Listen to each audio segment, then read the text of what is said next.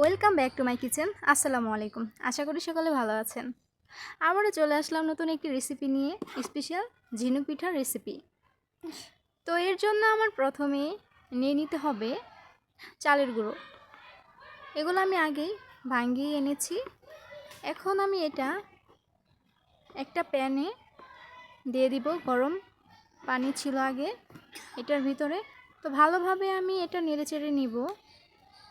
এরকম হয়ে যাবে ডলার মতো। তো এখন আমি হাত দিয়ে ড্র করে নিব। এরপর আমি এভাবে সুন্দর করে বানিয়ে ফেলবো কতগুলো।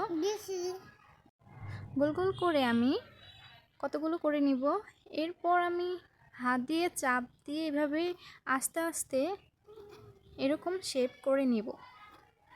তো অলরেডি সবগুলো আমার শেষ হয়ে গেল।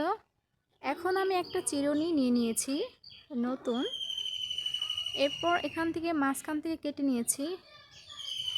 একটার উপরে আমি আরেকটা দিয়ে চাপ দিয়ে দিব।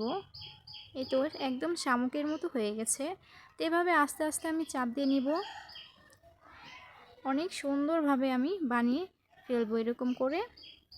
তো অলরেডি আমার বানানো প্রায় শেষ হয়ে গেল এরকম করে।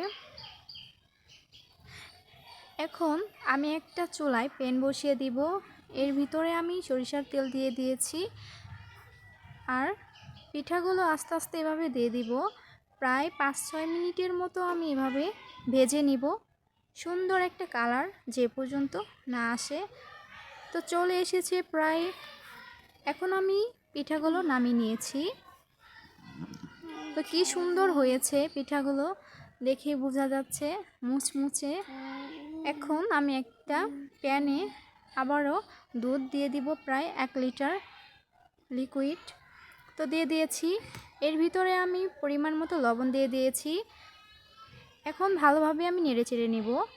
এরপর আমি 1 চা চামচ পরিমাণ চিনি দিয়ে দিয়েছি, যতটুকু প্রয়োজন দিয়ে দিবেন। এরপর আমি নেড়েচেড়ে নিব। আপনারা চাইলে নারকেল দিয়ে দিতে পারেন। এখন আমি একটা মিক্সিং বলে পিঠাগুলো সুন্দর করে সেট করে নিব। এরপর দুধ জাল করানো এগুলো আমি ঢেলে দিব। তো সুন্দর করে আমি দিয়ে দিলাম। বেশি লাগবে কারণ পিঠাগুলো ফুলে সুন্দর হবে আরও। তো এখন আমি এটা ঢেকে দিব প্রায় 1 ঘন্টার মতো। এখন দেখি কি এরকম হয়েছে। তো অলরেডি হয়ে গেল আমার খুব সুন্দর টুসটুসে খেতে। তো দেখেই বোঝা যাচ্ছে অনেক সুন্দর হয়েছে। তো এভাবে কেউ বানিয়ে নিতে পারেন। সবাই ভালো থাকবেন, সুস্থ থাকবেন। আল্লাহ হাফেজ।